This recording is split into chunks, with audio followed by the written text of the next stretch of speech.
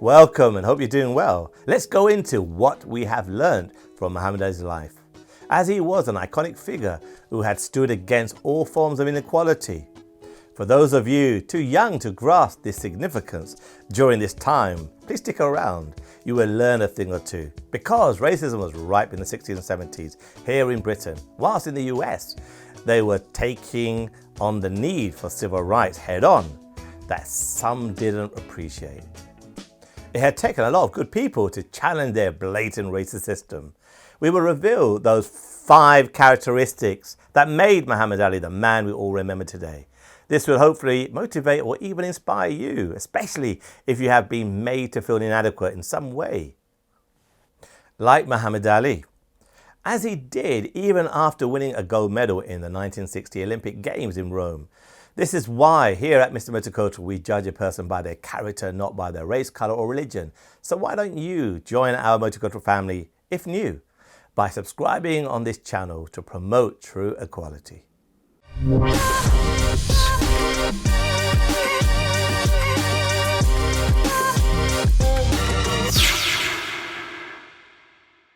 Muhammad Ali didn't have an easy life, as these many articles do show.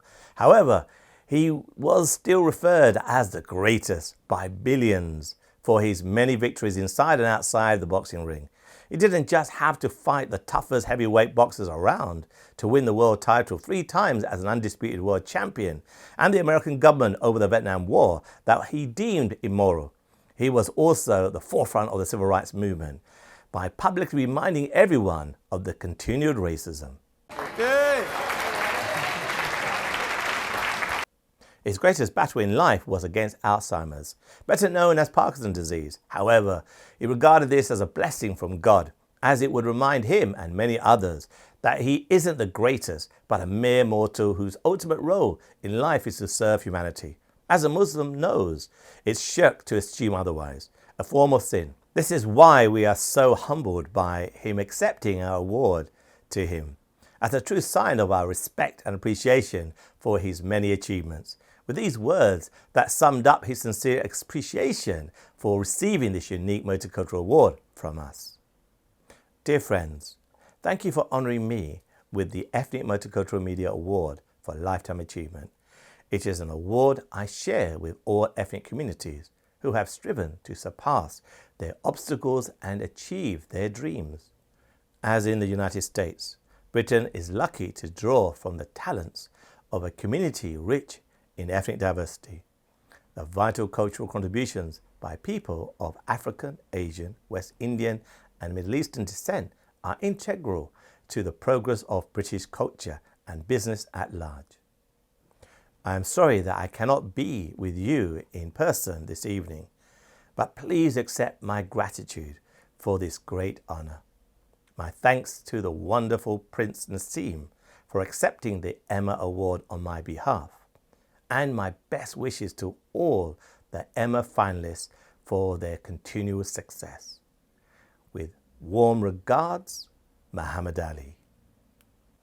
As you now know, Muhammad Ali was too ill to travel to London and to receive the award in person, as we had originally planned. So at the last minute, we received the letter I had read out, and he arranged Prince Nassim to receive the award from one of Muhammad Ali's friends, Ernie Shavers. Here is a clip of them at the ceremony. The Lifetime Achievement Award. We've got a real heavyweight giving this one away. He's been in the ring with some of the toughest fighters in history. He's knocked out 82 of them. He's even had Larry Holmes on the floor. There aren't many people who can say that. One of the hardest hitting punches in boxing ever. You'd be well advised to give it up for Mr. Ernie Shavers. Muhammad Ali is a legend. He's my personal friend. Ali always looked out to the small people. He have did more for anyone than I know of for helping the small people, feeding people around the world. Muhammad Ali is one of the best men I ever knew. I fought him in '77. The fight was chosen the fight of the year. Round 15 was chosen the round of the year. I was chosen most inspirational fight of the year. Second round, he said I hit him so hard, he shook his kinfolk back in Africa. But Ali is without a doubt is a man and a legend in his own time. Here and to accept the award on behalf of Muhammad Ali is Prince Nassim. It's an absolute honor to be collecting this Lifetime Achievement Award on behalf of Muhammad Ali. He's been an idol to me from the age of 7. And he's inspired millions of people across the whole wide world, you know, and what can I say, he's an ambassador for the sport. And I'd like to thank, on behalf of Muhammad Ali, I'd like to thank Emma. Number 1, determination. Cassius Marcellus Clay Jr. was born on the 17th of January 1942 in Louisville, Kentucky, being raised by his father, Cassius Clay Sr., a billboard painter, and his mother, Odessa Clay, who worked as a maid. He and his younger brother, Rahman, were brought up as Baptists, growing up within racial segregated America, which separated whites and ethnic minorities through every aspect of life. As a child, his mother recalled Muhammad was once even denied a drink of water at a store because he was coloured. Despite being brought up in a loving family, Muhammad did indeed struggle within the education at times, as he was dyslexic and so had difficulty with reading and writing at school. Despite not having a sporting background, Muhammad was first drawn by boxing by Louisville police officer and boxing coach Joe E. Martin. They met when 12-year-old Muhammad reported his bike had been stolen. He was frustrated from the incident and he told Joe that he was going to whoop the thief, to which Joe told him he better learn how to box first. Muhammad showed determination and commitment to his training and was soon introduced to another local boxing trainer, Fred Stoner, who he credits with giving him real training that molded his style, stamina and system in boxing.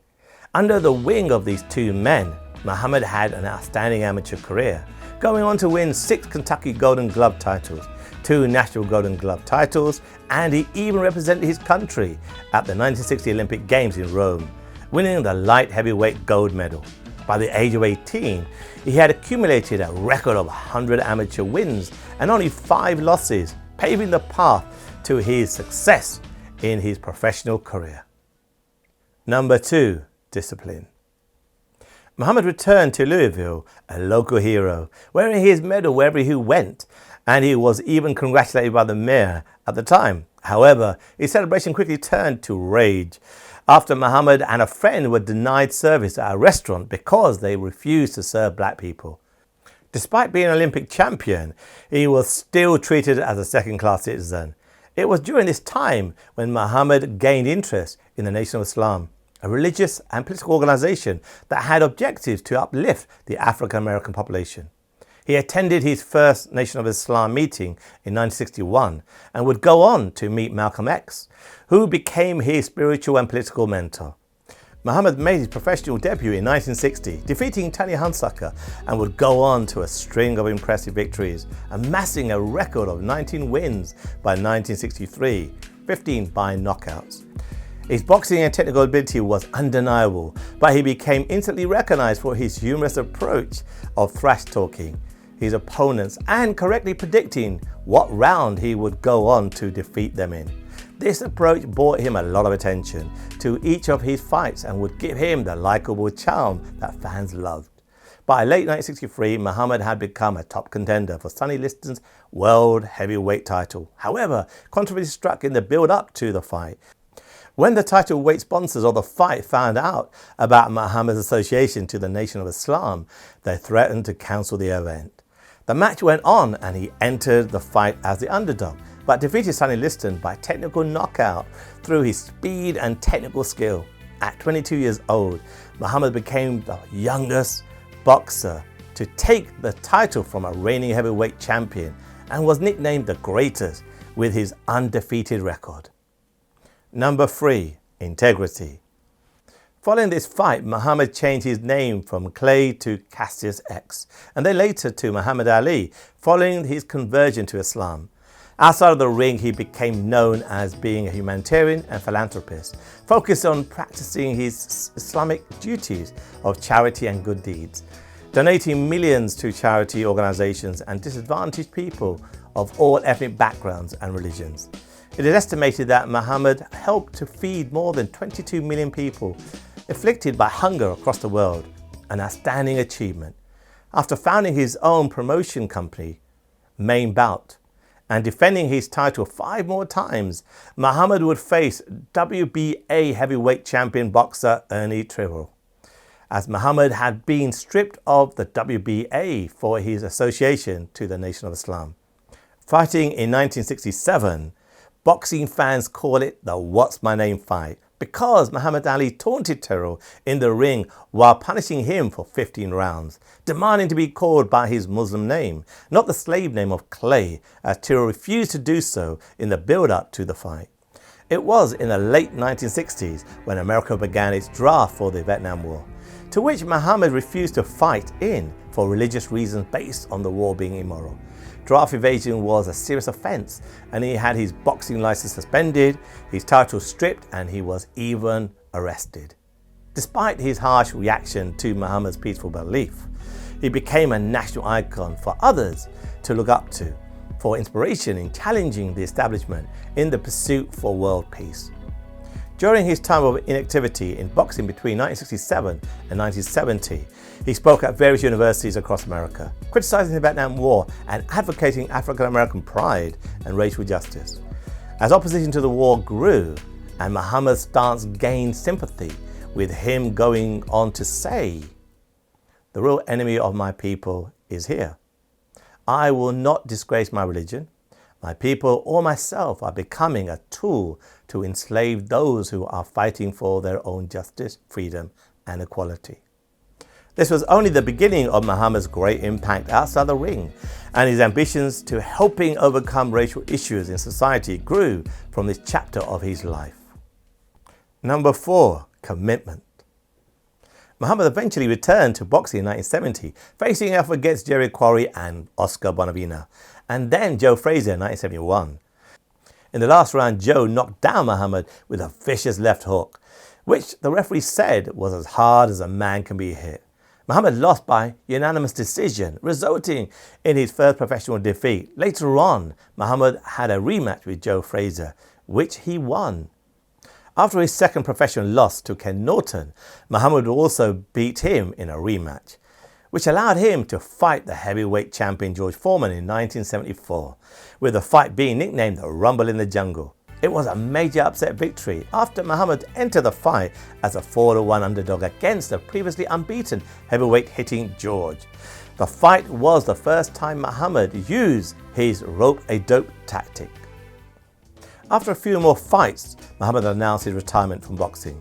He was retiring from boxing to practice his faith, having converted to Sunni Islam after falling out with the Nation of Islam in the previous year. His final record was 56 wins and 5 losses. By the end of his boxing career, Muhammad absorbed an estimated 200,000 hits to his face and his body. Number 5, resilience. Muhammad was also versatile. He guest starred as himself in an episode of the NBC sitcom Different Strokes, and starred in the biographical sports film The Greatest. The documentary about his fight in the Rumble in the Jungle boxing event entitled When We Were Kings won the Academy Award for the Best Documentary Feature.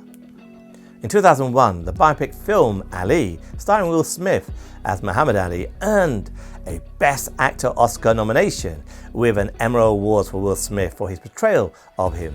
Before making the film, Will rejected the role until Muhammad requested that he accept it. Will said that the first thing Ali told him was, "Man, you're almost pretty enough to play me." In 1980, Muhammad was recruited by President Jimmy Carter for a diplomatic mission to Africa in an effort to persuade a number of African governments to join the US-led boycott of the Moscow Olympics in response to the Soviet invasion of Afghanistan. Muhammad continued his philanthropic, humanitarian and political efforts. In 1985, Muhammad visited Israel to request the release of Muslim prisoners at Atlit detainee camp, which Israel declined. 3 years later, he participated in Chicago rally in support of the Palestinians during the First Intifada, and that same year he visited Sudan to raise awareness about the plight of famine victims. Muhammad also traveled to Iraq in 1990 before the Gulf War and met Saddam Hussein in an attempt to negotiate the release of American hostages. He secured the release of the hostages in exchange for promising Saddam Hussein that he would tell America an honest account of Iraq. In 2002, Muhammad traveled to Afghanistan as a UN messenger of peace. He was in Kabul for a 3-day goodwill mission as a special guest of the UN. He would later go on to work with another major peacemaker who he admired him immensely, namely Nelson Mandela, and who he admired in return. In summary, for his work, Muhammad was presented with Presidential Citizen Medal by President Bill Clinton, and in 2005 he received the Presidential Medal of Freedom from President George W. Bush. This was followed by the Otto Hahn Peace Medal in Berlin for his work with the civil rights movement and the United Nations. Muhammad was honored with a star on the Hollywood Walk of Fame for his contribution to the entertainment industry. His star is the only one to be mounted on a vertical surface. Upon his request that the name Muhammad, a name he shares with the Islamic prophet, not to be walked on. It was in 1984, when he was 42 years old, Muhammad was diagnosed with Parkinson's disease. This illness sometimes results from head trauma from violent physical activities such as boxing, but Muhammad still remained active during this time, later participating as a guest referee at WrestleMania 1, showing his good character and his reluctance to giving up, even due to this illness. Muhammad supported many charity events, including an Indian charity event with Muslim Education Society in Kerala, the Michael J. Fox Foundation for Parkinson's disease to raise awareness and encourage donations for research. In 2005, he founded the $16 million non-profit Muhammad Ali Center, which opened in downtown Louisville on the 19th of November. In addition to displaying boxing memorabilia, the center focuses on core themes of peace, social responsibility, respect, and personal growth.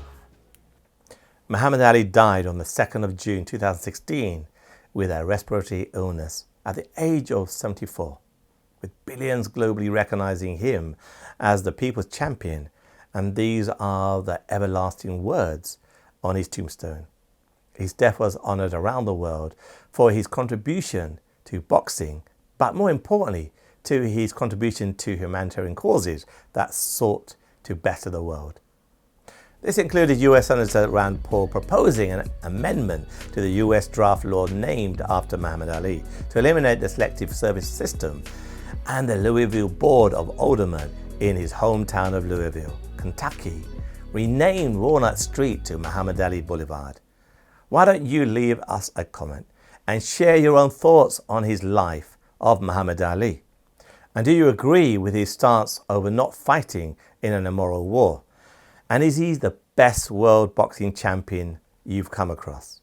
Would really appreciate a like or even a subscribe, and if possible donate on Patreon, however little the amount, to support this channel's ongoing mission to undertake multicultural campaigns. And remember, it's what's inside that counts, a motto we have used at the Emmers, as Muhammad Ali has definitely proven by becoming the people's champion around the world and is loved by millions. So for now, thank you for watching, and until next time, keep it multicultural.